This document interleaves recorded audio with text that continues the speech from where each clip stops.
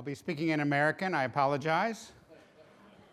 It's a distinct pleasure to be here and to get my first exposure to life in this part of the world with so many gentle, thoughtful, thought-provoking, and intriguing individuals. It's been such a great and warm welcome I've received over the last few days, so thank you for that.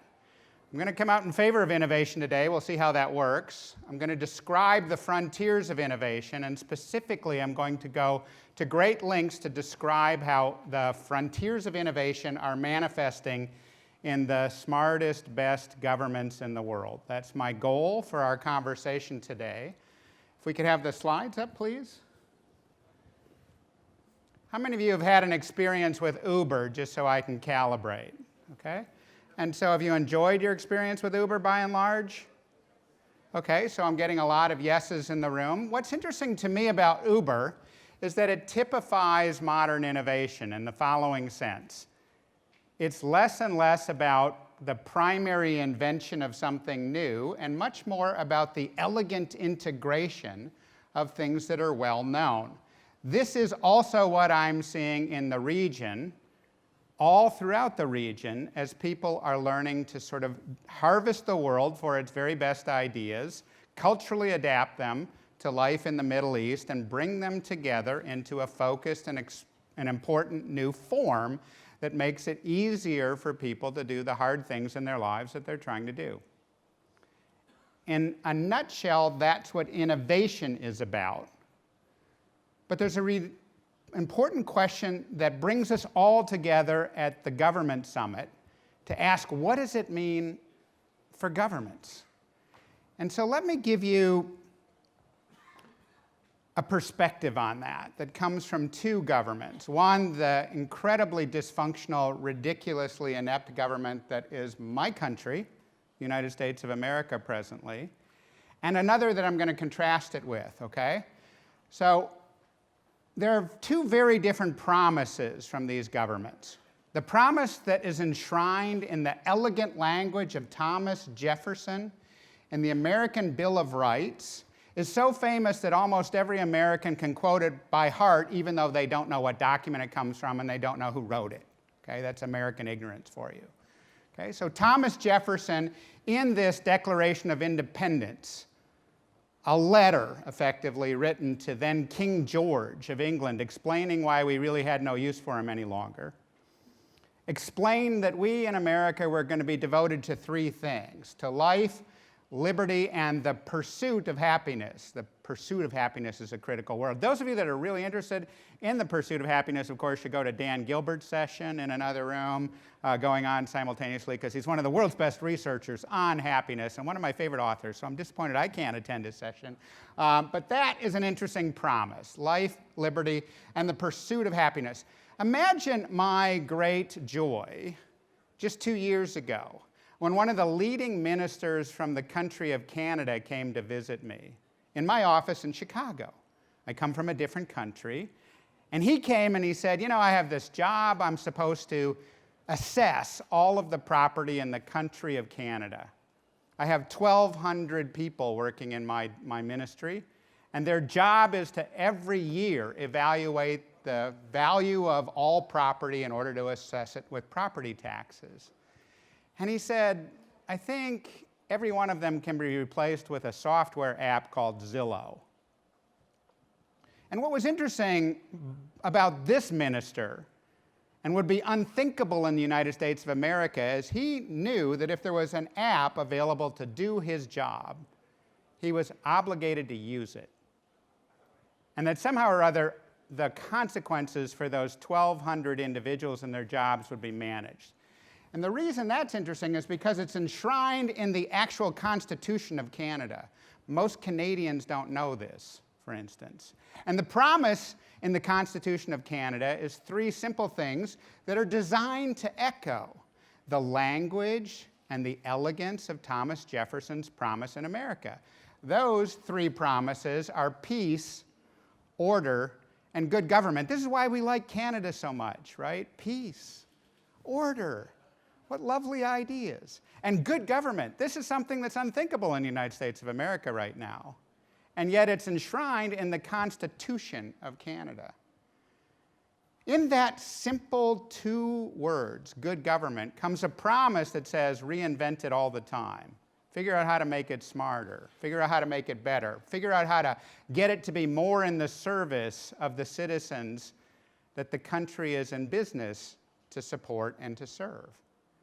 And underneath that, I'm going to share with you, is a very interesting promise about the frontiers of innovation as applied to government these days. Now, the interesting thing is that we live in an intense time of change. For those of you that haven't checked the history lately, our species, Homo sapiens, has been active on this planet for roughly 30,000 years. Those of you that are in the plenary session with the man who leads the Watson project at IBM this morning learned that in just the last 2 years, more than 90% of our data has been generated. So I'm going to use those 2 interesting facts. We've been around for 30,000 years. 90% of our data has been created in the last 2 years to assert something for your consideration. How many of you would agree that we live in the most intense time of change in the history of our species? Show of hands. Okay, so that's interesting. If we agree generally that we live in at least one of the most intense times of change in the history of our species, we should be able to track those changes. Now, here's the interesting thing about change. If you stand in the present and look backwards in time, change is easy to spot, right? The smartphones we all have are only 7 years old. If you look a little further than that, when I was a kid, a long time ago, in a college dormitory, I had a whole bunch of music that I played off of devices like this. This is called an album, a record album. And indeed, one of my daughters, I have 3 adult daughters, recently said to me, "Dad, have you ever heard of these things? I've been collecting them lately." So it's embarrassing, right? But I'm not only old, I'm stupid. So when the publishers of the world changed from this form to this form, I bought all my music over again. And because I'm an astonishingly slow learner, when it changed again to this form, I bought it yet again. And I have 33,000 songs on one of my devices over here. So, I mean, the music publishers must love me. But the thing that's interesting for all of us, especially in government, is we have to stand in the present, look down a foggy road, try to understand what the citizens might need, anticipate it, and invent it, or adapt it, or integrate to deliver it in ways that are unanticipated. And that, ladies and gentlemen, is the reason we're here to have a conversation about innovation today. It's an incredibly important topic at an extraordinary time. And the gift I'm bringing to you today is that there are extraordinary amounts of research about why not only is innovation more necessary today than perhaps ever, it's also more possible today than perhaps ever, because there's an absolute revolution in the way innovation is being conceived and fostered, developed, adapted, understood, diagnosed, and made less risky than ever before. And that's the exciting new frontiers of innovation effectiveness. Let me give you some examples, just because, among other things, I try to remain productively curious. Even though I've studied the innovation field now for 33 years, almost 34 years, just another couple months it'll be 34 years, constantly trying to figure out what causes it to succeed instead of fail, one of the things that I've learned to do is to come at the topic with humility. I'm always missing things about innovation. This troubles me because, I train master's and doctorate students in the topic. I have 70 or 80 of the very best of those students working for me. They're the Navy SEALs of innovation. They're brilliant. And we constantly use all kinds of special methods to have peripheral vision. Let me just illustrate. In the old days, 4 years ago, if you wanted to know about the traffic patterns in Dubai, you would have to have a traffic engineer in a helicopter hovering above your streets. And if you were terribly lucky, that traffic engineer would be able to determine whether or not the traffic congestion at this moment was somehow or other worse than normal for this day of the week and this hour of the day. And if, again, you were terribly lucky, that information would be relayed to a terrestrial radio station. Remember those? Just moments before you committed yourself to a highway where you might otherwise sit for a very long time going no place, right? Unless, of course, you had the special license plate. And what's interesting to me is that, 4 years ago, this changed. Did you notice that in Google Street View, the street started to become colored, red, yellow, or green? How did that happen? Well, let me explain. Several years ago, one day, when you were feeling generous and grateful to Google, a question popped up, and it said something to the effect of, would it be all right with you if we at Google used your information to improve our products? And you were feeling very generous, and so you said yes. And ever since then, they've been tracking your phone. So what's happening is at any given moment, there are not only you using your phone, but tens of thousands of others, and they're able to infer the rate of motion of your phone relative to the cell phone tower you're presently using. So we get traffic congestion information as if by magic. It's like opening your hand and finding a turkey in it. Nobody knows how it happens. These are the second order, third order, fourth order effects of successful platforms, okay? Lots of these things are now in evidence. Let me show you another one. I don't know how many of you are familiar at all with the American game of basketball. I'm not very much of a sports fanatic, but I want to describe a piece of software that I think shows us a big part of the future of every part of our lives. We have the Minister of Education here, particularly useful for you. And I think the rest of us deserve continuing credit just because you're in the room. So I'm going to describe how this particular capability, a breakthrough new capability, has been developed by 25 software nerds in LA and California. Now, you don't need to know much of anything about basketball to understand what I'm showing you. This is a real-time depiction designed to help coaches train their very best players. Like with global football, the very best basketball players are paid millions of dollars a year. And they're supposed to be extraordinarily skilled at what they do. But this particular view is allowing that man shown in red to determine what his best possible moves are right this second. He has 3 options in addition to a 4th option, which is shooting the ball himself. If he shoots the ball from where he is, the guy in red, he has a 45% chance of getting 2 points for shooting it at that basket there shown in white. What he could also do is throw it all the way across over 3 defenders to this player, where he has a 35% chance of getting a 3-point goal. He could throw it behind him and to his left to this player who has only a 30% chance of shooting successfully from this position to that basket. Or the best choice is to throw it to a nearby teammate, getting a 65% chance of a 3-point shot. Now, what's interesting about this graphic that I'm showing you is that it's all calculated instantaneously in real time. And what you're seeing here is 6 modern capabilities brought together in one amazing piece of demonstration. What are those capabilities? Well, maybe it'll help if I give you one more example first. Now we're training this player to rebound better. Rebounding is when an opponent shoots the ball at the basket, who's going to catch it?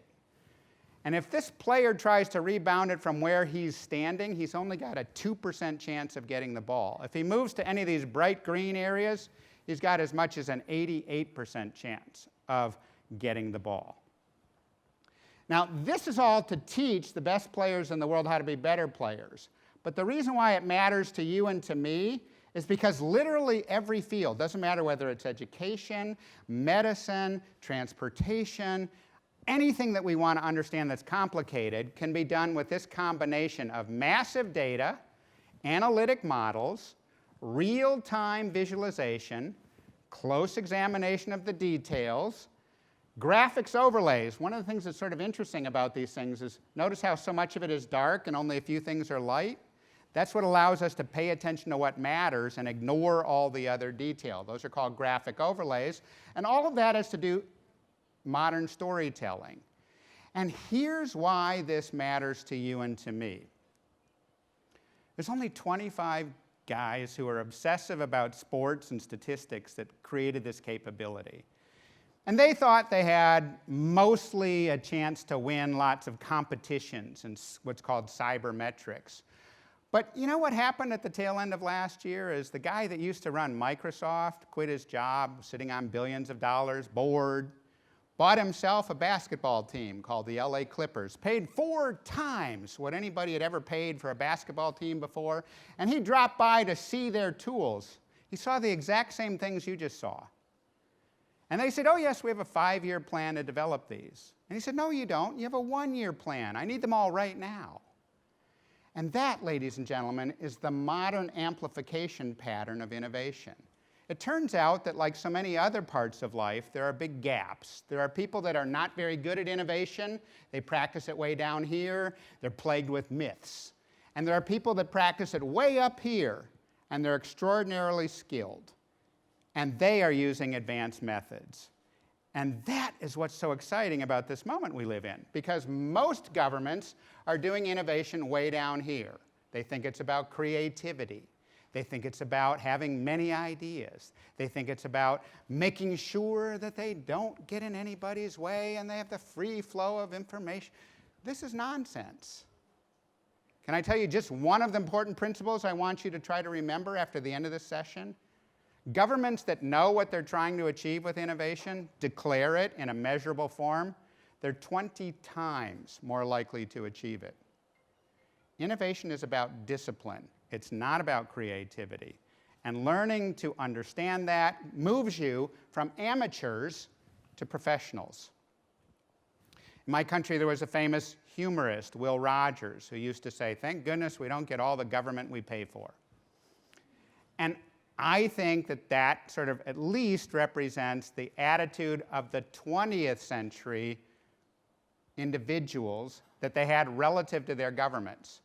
What I'm going to try to share with you is a 21st century vision of competent, thoughtful, theme-driven, strategic governments that know enough to set the right goals and to get out of the way of the talented citizens, corporations, individuals that can get those goals to happen somewhat ahead of their regularly scheduled arrival.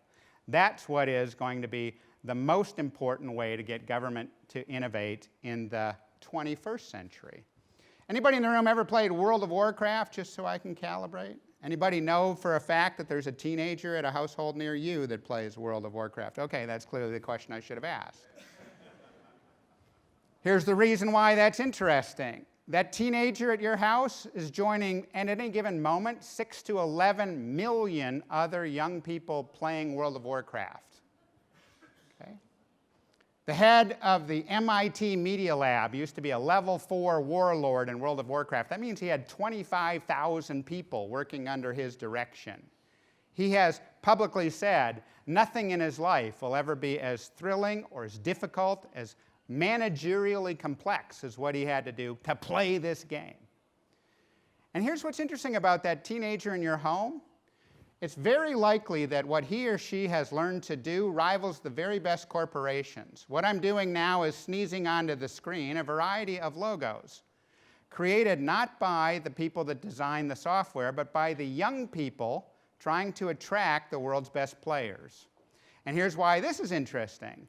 At any given moment, not only are there 6 to 11 million people playing it, but collectively there have been 50 billion hours of people that have played this game since its inception. There are very few activities in the history of humankind that have absorbed human beings for 50 billion hours. And guess what? If you're playing this game, you have to have the particularly generous parent, perhaps those of you in the room, that invested in a high-end computer with a high-end display, a huge one so big it deserves its own postal code, because the kids that play this game had to invent the dashboards to keep track of, look at this, the 20,000 advances in the state of play that happen every day inside this game. wouldn't it be interesting to imagine a world centered perhaps here in Dubai or anywhere else in the Middle East where there are 20,000 advances in the state of play every day in how we manage logistics and how we teach young people and how we stay connected to the flow of ideas and insights that might better inform government actions, how we might get discoveries to happen about frontiers of education faster than ever before. Let me illustrate why this is not quite so fanciful. We all live in a time right now that's quite sensitive. In Liberia and other places, there's a very severe outbreak of Ebola, and I don't want to make light of it. But a couple of years ago, the designers of Blizzard Entertainment that are in control of World of Warcraft created a new feature for the monsters. It was based on Ebola. They called it corrupted blood. So if I'm playing this game and I tag that monster with an RPG or I whack him with my broadsword and the blood squirts onto me, 45 minutes later I would bleed out and I would die from this fancy new feature of the game. But you know what? The programmers made a mistake. They didn't flip the bit that would keep that corrupted blood virus just from infecting me. When I got infected, all the members of my guild would also get infected. And the first afternoon when they introduced this new feature in the game, World of Warcraft, 337 countries were wiped out. That afternoon. Now, some of you are thinking, well, that sounds like a pretty good thing to do. Got your kids back to work, maybe, on their studies. But here's the thing that's interesting. Ever since that infectious disease problem occurred, the world's best epidemiologists and infectious disease control specialists have studied every single nanosecond of activity.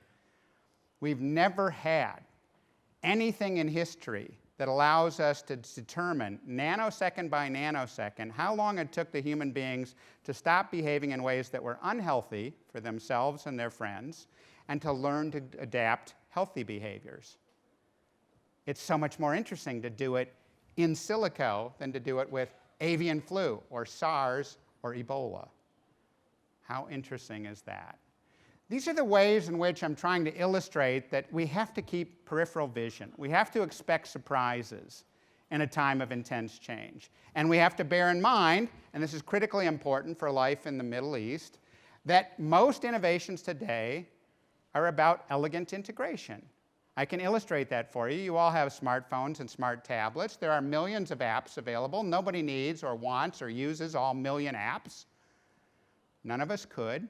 What we each do is select the ones that matter to us, and we pick the ones that really help our lives do better. That's what modern innovation is about. Now let me point out something that'll be obvious after I say it, but is never obvious until I point it out. As human beings, we did not leave the Stone Age because we ran out of stones. We left it because other things became possible and helpful to our families and our daily lives. And there's some patterns to why innovation feels so strange right now. I'm going to give you a little taxonomy, a little collection of the structural reasons why innovation is weird and interesting. First off, where things are happening is smaller than ever. Apps in our phones. The pace is so rapid now that we're all expecting things to be changed more or less in close to real time.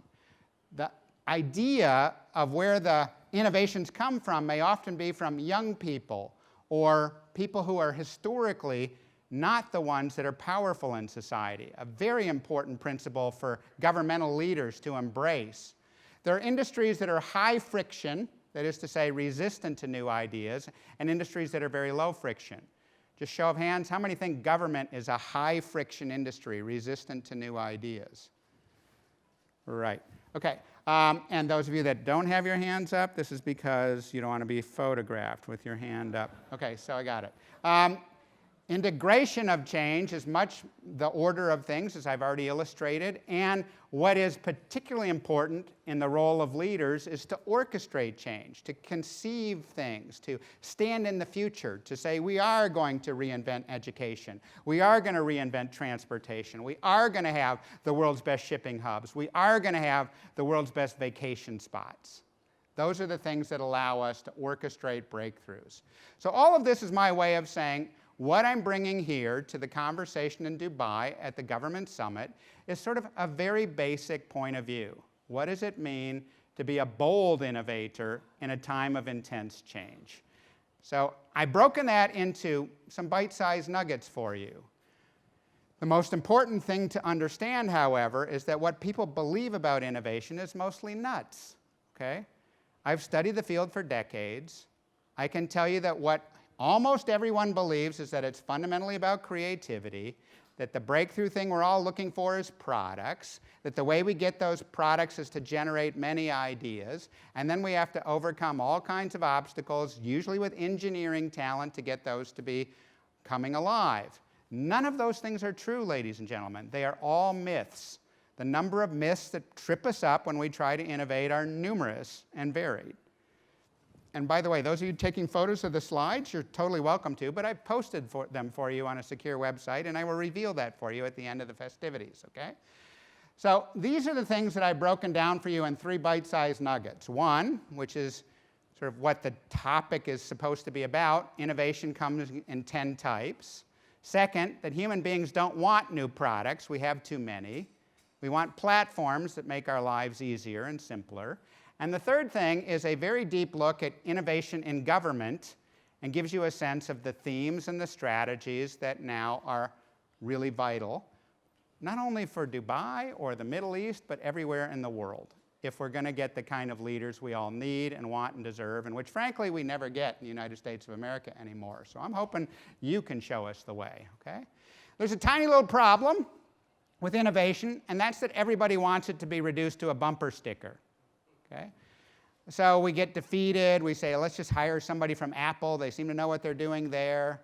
Alternatively, we could just package our credentials for important events so that they look exactly like a Apple phone. The thing that's interesting about this is that innovation is, in fact, systemic. Learning to see it that way is a big and important starting place. When I teach this to master's and doctorate students, which I do in great numbers, I try to give them the sense that innovation today is more like major surgery. Everybody needs to know their role. We all have to have specialized skills. We all have to have respect for each other. For complicated innovations, we might have to simulate it many times over and over before we work on the patient. And we all have to share certain things, like a love of infection control, or no matter how skilled the major surgeon is, the patient is going to die from sepsis, right? So learning to think about this is a pretty deep problem. I wrote a book about it. I mean, who doesn't? And I know for a fact, because I have got great anthropologists, that none of you will read it. So I'm under no illusion about that. What I will tell you is that rather stupidly, because I knew that nobody would read it, I still spent a fortune trying to get the content right? We also used great designers to design every spread of the book. We used very heavy paper, so if in fact you have, and I doubt anyone does in Dubai, but if you do an insect problem in your home, right, and you whack the insect with the book, you will win and the insect will lose. So that's useful. If you have a door that you want to prop open, it's very useful for that too. In the unlikely event that any of you actually read the book, its mission is to distill what is known now about how to get innovation to work instead of fail. That's its mission. At the heart of it, something that I do want to give you a few moments of introduction to is a major discovery that we made 19 years ago. And every other year since, we've redone the analysis to see if there's anything new.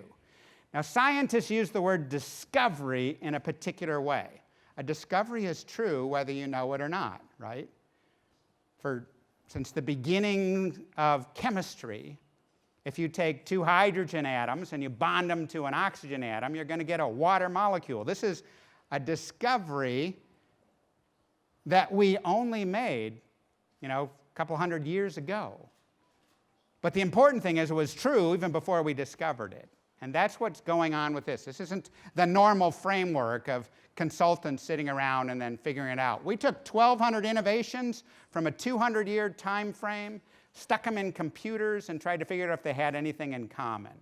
When I teach this, I try to use cliche examples that most people know from all around the world to give people examples that they can recognize right away. And the way in which we've defined each and every one of these terms is actually quite precise and concise. We really fuss over the words, and the colors matter too. So here's why this matters to you. This discovery about innovation gives us a genetic code that's both useful for diagnosing anything we're already working on to see if it's sophisticated or simple, and helping to improve anything that either is failing or that we'd like to make more successful. These 4 types of innovation have to do with how you get paid and how your organization is working and the talent that you have and the processes that you're using. Most people, when they try to innovate, only think about these 2 things, and usually only one, the product itself. More than 95% of the time, this is all people think about when it comes time to innovate. Extremely poor practice. Never works very well. And yet that's the starting place that almost everybody does. There's also 4 types of innovation that have to do with the customer experience and how that new idea, whether it comes from a government or a corporation or an entrepreneurial startup, is going to be successful, okay? Rule of thumb, the thing that's interesting, if you want to create a breakthrough, whether from a government or a business, you want to be using 5 or more types of innovation, and all 3 colors have to be represented. So let me take you back in history and show you how industries change over time, right? So this is the Model T Ford. Henry Ford was the Sergey Brin, the Larry Page of his day. He was the guy that invented this car in a way that allowed most people that were formerly using horses to be excited about using what was called a horseless carriage. He used 8 types of innovation, and I'm not going to take you through all the history. The most important one that the history books never mention is he learned to sell cars to dealers instead of to individuals, okay? Now, what's interesting is that he was so good at this that he was completely blindsided when his competitor, a smaller company, fought him some years later to create this car. Just to put it in perspective, this car in its day sold for the modern equivalent of $3,800 US. But General Motors came along with this car, designed by 2 individuals, one a designer, Harley Earl, and the other a business leader, a great business leader that was sort of the architect of General Motors, Alfred Sloan. And if we change the names, Alfred Sloan to Steve Jobs and Harley Earl to Johnny Ive, you're going to get the same exact impression of what happened in the automobile business in 1938. Stand out in front of any of these buildings here in Dubai, all you see are luxury cars. This was the first luxury car. And what was so interesting about this car is very few people could afford it. Everybody called it the doctor's car. Officially, it was called the Buick Y Job. But it's what made Buick a global brand that is still one of the most popular brands in China today. And they were using all 10 types of innovation. Now, what happened to Ford Motor Company when this car came out is that they took one look and they said, oh my goodness, we never imagined cars being this exciting. We have no idea how to make a car like this. And Ford Motor Company, the biggest company in the world, shut down for 2 years to rethink its means of production. This is the equivalent of you typing in a Google search today and getting a little message back from Google that said, you know, we're rethinking this whole search thing, and we'll come back to you with your answer in a couple of years, but please be patient. That's what this company did. But wait, all industries are always changing. And this is what's going on right now. Tesla is creating an entirely new vehicle architecture around electric driving and mostly moving the experience into people's phones or tablets. Recently, I'm in a meeting in LA, it's hot, I'm with a CEO. Towards the end of the meeting, the CEO pulls out his Apple iPad, he looks in his, he says, oh my goodness, it's 102 degrees in my car, I better start it and cool it down. This is the very annoying thing that people who are part of the cool kids club do to show the rest of us that we're not as cool as they are, right?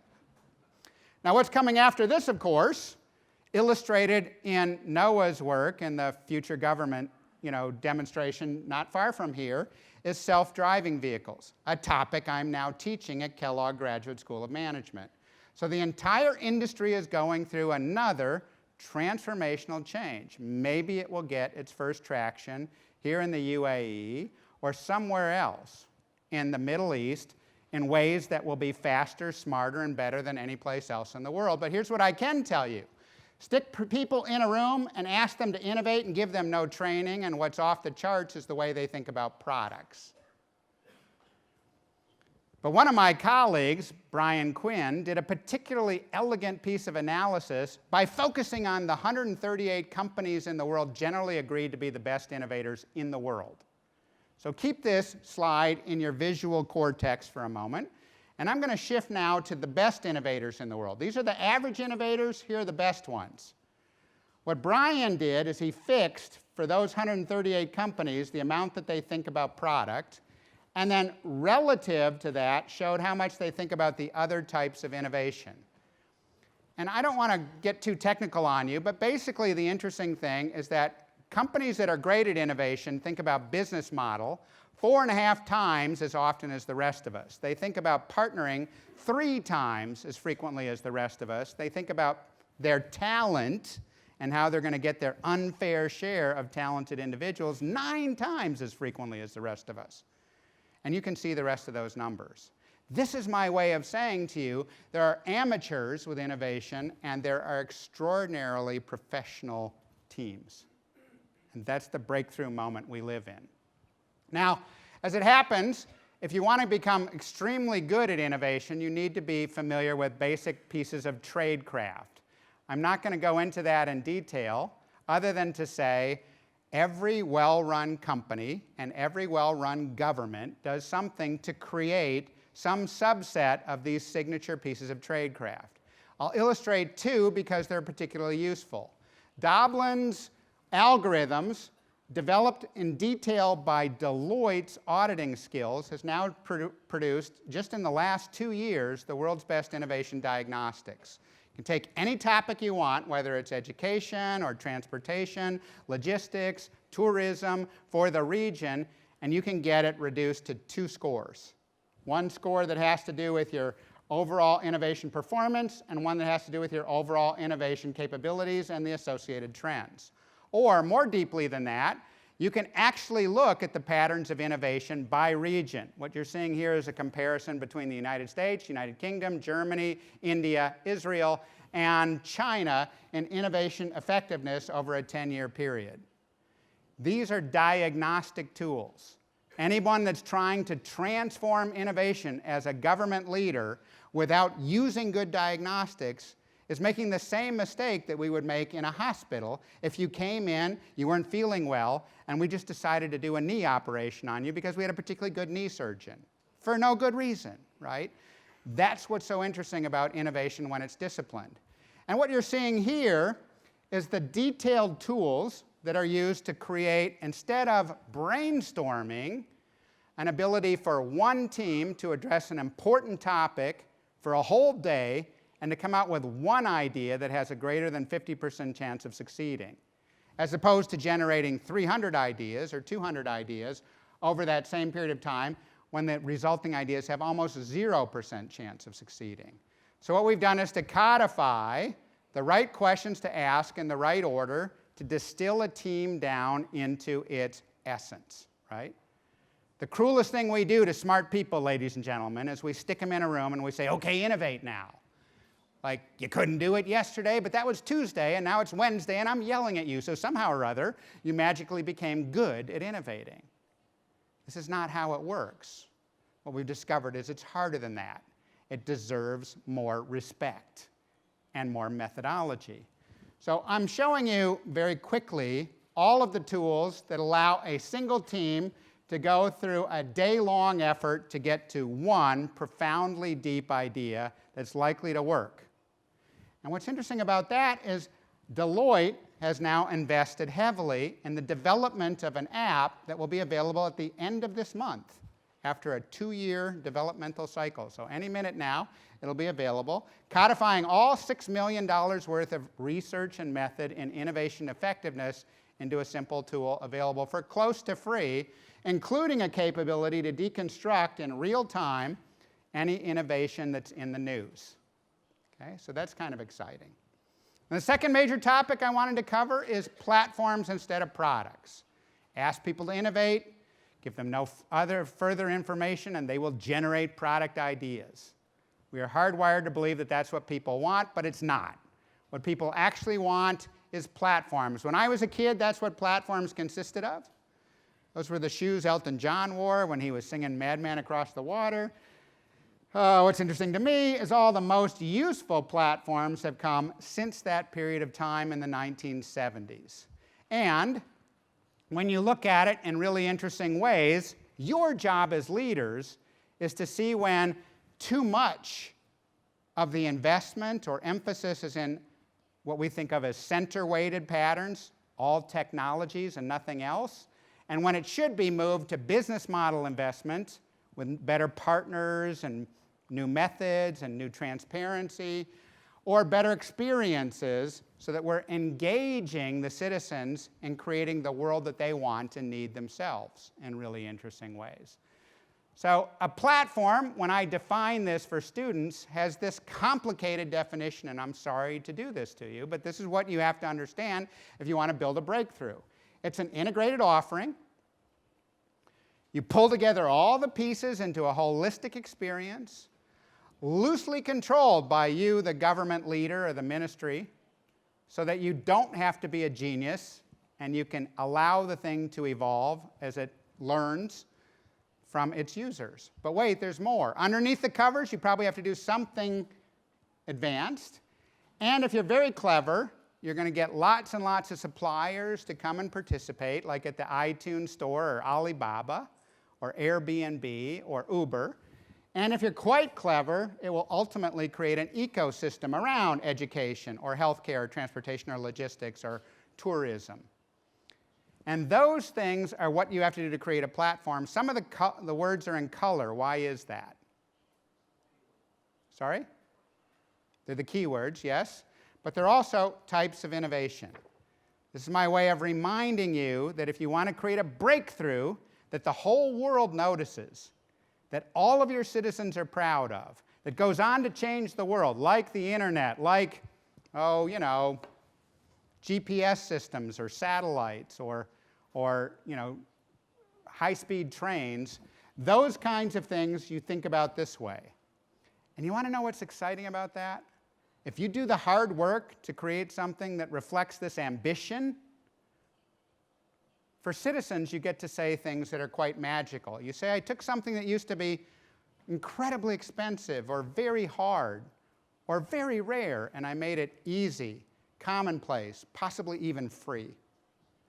And that's when the magic happens. That's when you get to second-order, third-order effects of a changing world. Now, these are the most popular consumer platforms in the world. How many of you use at least 3 of these a day? So I can calibrate. Okay, come on. Yeah, just about everybody. Punchline, the least valuable is worth $1 billion US. Oh, and they range up to about $100 billion. Okay? And these are the most popular business-to-business platforms. Trust me on this one. You use every one every day. You just don't know it when you're using it. You can't escape these. You'd have to be climbing on a Perna with no support team at base camp to avoid using every one of these every day. Okay? And the least valuable is worth $10 billion US, and they range to well over $250 billion in terms of the value of those platforms. If we take any one of them apart, like Google, one of the sponsors of the government summit, you discover that from the beginning they were using 9 types of innovation. And when they added mobility tools and learned to track everything that was happening around cell phone towers, that added a 10th type of innovation. In 7 years, they became the most valuable media company in the history of media. There's more. We learned about Watson this morning and cognitive computing. You saw what's going on with Watson. I have a daughter. My middle daughter is a medical doctor, graduated #1 in her class just last year. I haven't the heart to tell her that she's going to have to master 200 times as much information per year as the doctor that gave birth to me 50-some years ago, right? I don't really want to break her heart with that. She's actually thinking, however delusionally, that she's in control of her topic, right? This is what Watson actually does in medical care. It takes complicated, gnarly conditions and finds one most probable cause.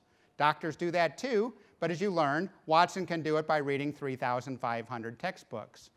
All right, so am I going the wrong way? No, I just duplicated those slides. So here's what matters to you.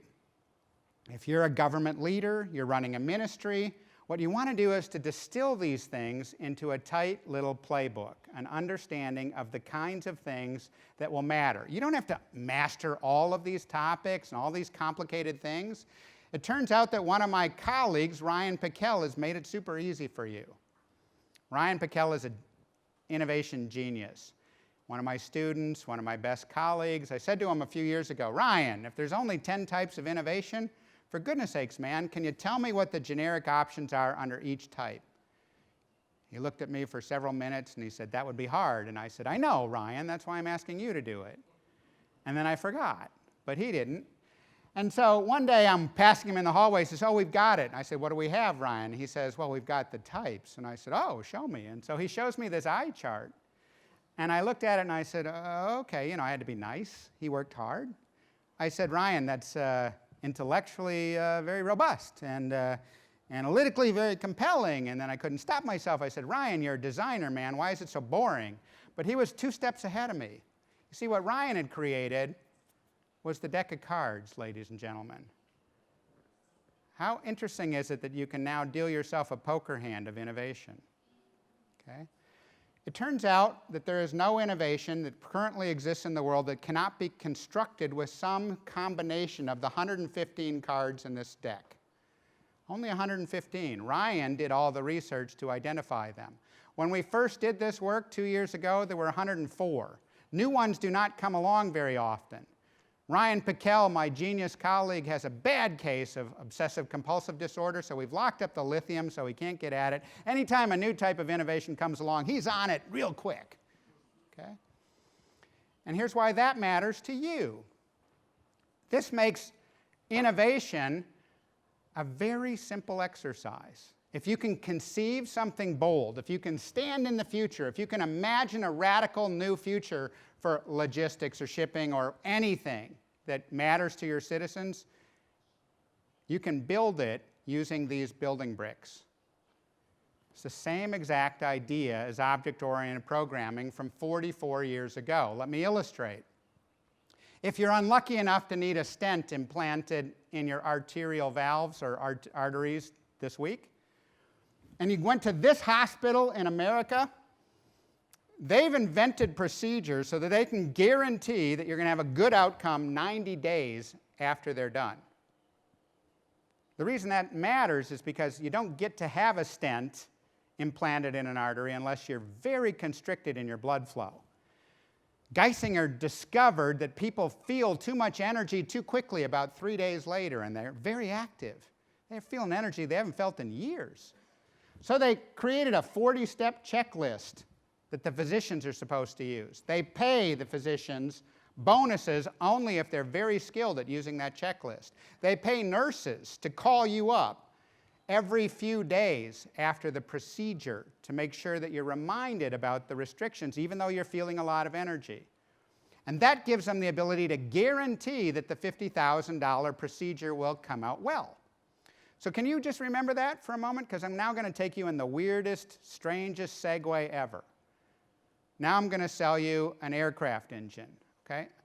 How many people in the room have personally purchased a Boeing 737 or an Airbus A300? Yes, a few of you. Thank you. I expect.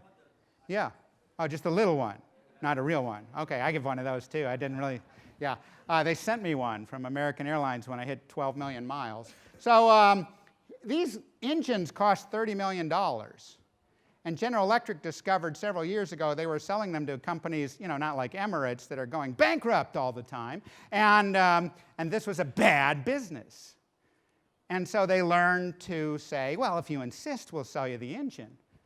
But what we really think you should do is let us buy all the engines you already have. And then we will rent them back to you by the hour. Power by the hour, they called it. In fact, they said, whether we made the engine or not, we'll buy it back from you and we'll run it perfectly. We'll predict exactly when it needs service. Now, you got this idea? A stent with a 90-day guarantee and an engine that we can predict how to maintain, right? Because under the covers, it's the same 4 problems: risk sharing, predictive analytics, product bundling, and a guarantee. Those 4 little tactics, once you know them, you can find the world's best suppliers. Doesn't matter whether it's Deloitte or McKinsey or SAP or Amazon or whoever to do these things with you. It makes innovation much easier, much more likely to succeed. Okay? I've only got a few minutes left, but I want to make sure we talk now about government very specifically and how to innovate with and for government and how to do it in a way that creates radical advantage for a region. Now, many years ago, my mentor, Jay Doblin, said to me, "Hey, Larry, the most important design problems in the world are always easy to find, and here's why. If you take a look at the structure of the cabinet of the United States of America, you see the juiciest problems ever: agriculture, commerce, defense, education, energy, human services, urban development and housing, justice, labor, transportation, veterans affairs." He said, if you understand those, they're the toughest, most interesting, most important design problems of all time. He said, oh, and by the way, in the United States, you can pretty much count on whatever government person is in charge of those has no clue how to fix any of those problems. They're design problems. They're ongoing design problems. And in America, we only tackle them with 2 types of innovation. So I know they're going to be mishandled. I just know it. That's not sophisticated enough to rise to the level of solving that class of problems.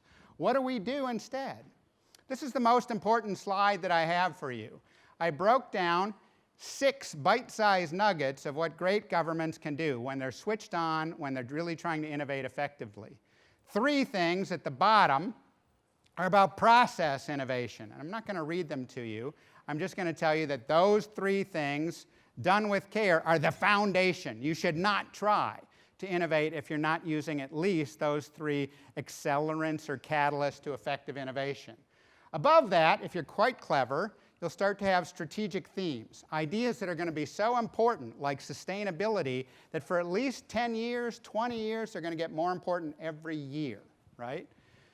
Learning to do that with measurable innovation objectives gets you a 20 times greater likelihood of success. And every once in a while, you can say, oh, you know what else we're going to do? We're going to be the first in the world with self-driving vehicles. Or we're going to create the next generation's ultra-secure internet. Or we're going to explore other planets. Or we're going to figure out what's happening at the bottoms of the ocean. Or we're going to figure out how to create radical new ways to use material sciences, okay? Whatever you decide to do, those are the big breakthroughs. So what we're doing this week is participating in the Government Summit. That's an event. You can look at ventures and incubators and diagnostics. More interesting than that is you can try to radically alter for each of the ministries represented by talented leaders in this room an innovation agenda that really works. And way up at the top, you can create those future things like fusion or high-speed transportation or new ways of creating experiences for families and lifelong learning. Pick your themes, but have some. And what I thought I would do for you is to deconstruct a little example of things from least sophisticated to most sophisticated. Most recently, led by President Obama, a president that, in a refreshing change for the United States of America, actually does seem to have functioning brain cells, was to simply declare that all the government data sources would be made open so that citizens could hack or create whatever tools they wanted. There's been an explosion of apps ever since. Again, notice the principle here. 5 types of innovation, all the colors represented. That's a big enough innovation. It's likely to be a game changer. Second thing, in Barcelona, they have an urban lab. This engages citizens to pilot and build scale projects like smart traffic lights or waste management solutions or noise monitoring systems. 6 types of innovation, all the colors represented. What's happening in India is a brand new, really interesting National Rural Employment Guarantee Act. If citizens in a rural area decide that there's something important they want to work on, the government will commit to hiring people with at least 100 days of guaranteed work to work on the projects that they themselves have created. This is bureaucracy busting of the first order. I love this one. In Helsinki, Finland, they figured out that they're at the top of the world, and for months of the year, it's very dark up there. So about 8 or 9 years ago, they said, we are going to create the best experiments in the world in applied digital lighting.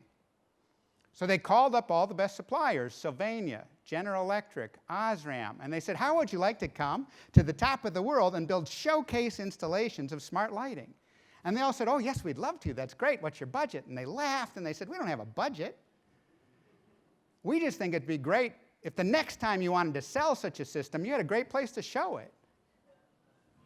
And shockingly, all these companies said yes. Now, what they did do is they created lots of events. The annual lighting event, the best one in the world, always happens in Helsinki. All the city's managers have come, and there's 26 different parts of the city that have been carefully mapped out for experiments. Experiments like the ability to create smart street lighting, where all the street lighting is very low and beautiful, where they create smart traffic lighting. So if you're a car, a pedestrian, a bicyclist, a motorcyclist, the light only shows up when you're in motion, and it lights the way ahead in a beautiful magic pathway for you. When you get inside of a building in parts of Helsinki, the light is smart enough to synthesize vitamin D on your skin. Critically important and very rare in most parts of the world. And when you see things like this, that's just an artist installation. And it helps you to see when there's a beautiful body of water late at night that you're standing nearby, or artist installations that win competitions. Mayor Bloomberg created this fascinating way of trying to create grand challenge projects and to invite people to compete for the most important, interesting ideas, and gave very large-scale prizes to those that won. I've just got a couple minutes left, ladies and gentlemen, and I want to leave you with a couple of really useful thoughts. What I teach now at the Kellogg Graduate School of Management is what we call lightweight innovation. There's an exciting, transformational change never before possible in history.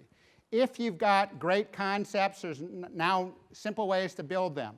If you want to do research, instead of having to spend 6 weeks and $50,000 US, you can usually get a robust answer in 20 minutes for $80 if you're using things like GigWalk. If you're trying to solve tough problems and you need programming, you might use Kaggle to build the algorithm. If you need an app and you need it done fast and cheap, you might use Topcoder. All of these are accelerants and catalysts that did not exist. Not a single one of them existed 4 years ago. I have never seen in my 30 years of focusing on innovation a revolution quite like the one that happens now, if you're disciplined. If you know what you're trying to achieve, you can achieve it now faster, cheaper, smarter than ever before. So if you're a good government leader and you're trying to figure out what to do, I've distilled it for you into 3 tight questions. Do you know what you're trying to achieve with innovation? If you think you're about creativity, just please lay down until the feeling goes away, okay? Because seriously, what you owe to the citizens you're trying to serve is to have a clear goal for innovation, because you're 20 times more likely to succeed when you do. Second thing is, do you know how you're going to tackle that goal? If you're not using state-of-the-art tradecraft, the kinds of things that make it easy and smart to innovate, you're less likely to succeed, and you owe it to the citizens to do it in ways that are likely to succeed. And are you using the lightest, cheapest, boldest ways of innovating? Because that will cause you to succeed for 1/10 of what it used to cost 2 years ago to do these breakthroughs. Those 3 issues, as far as I'm concerned, give us the reason to believe that in the 21st century, governments might be as important to innovation as corporations were in the 20th century. And that's a breakthrough. That's a watershed change, ladies and gentlemen. Should you want these slides, here's how you get them. You go to clientweb.doblin.com, and it will ask you for an event code. The event code is Government Space Innovation. That gets you the notes. I cannot tell you what a thrill it's been to be here in Dubai, and what a really wonderful time I've had learning from so many thoughtful government ministers about what they're trying to achieve. I believe that this century can be yours. I can believe it can be yours if we bear in mind the kinds of things that were said, I think, quite beautifully 57 years ago by George Bernard Shaw. He said, you know, God may have made this world, but that's no excuse for us not to make it better. That's the heart, that's the soul, that's the promise of innovation, ladies and gentlemen. Our citizens deserve it, and you should develop it. Thank you very much.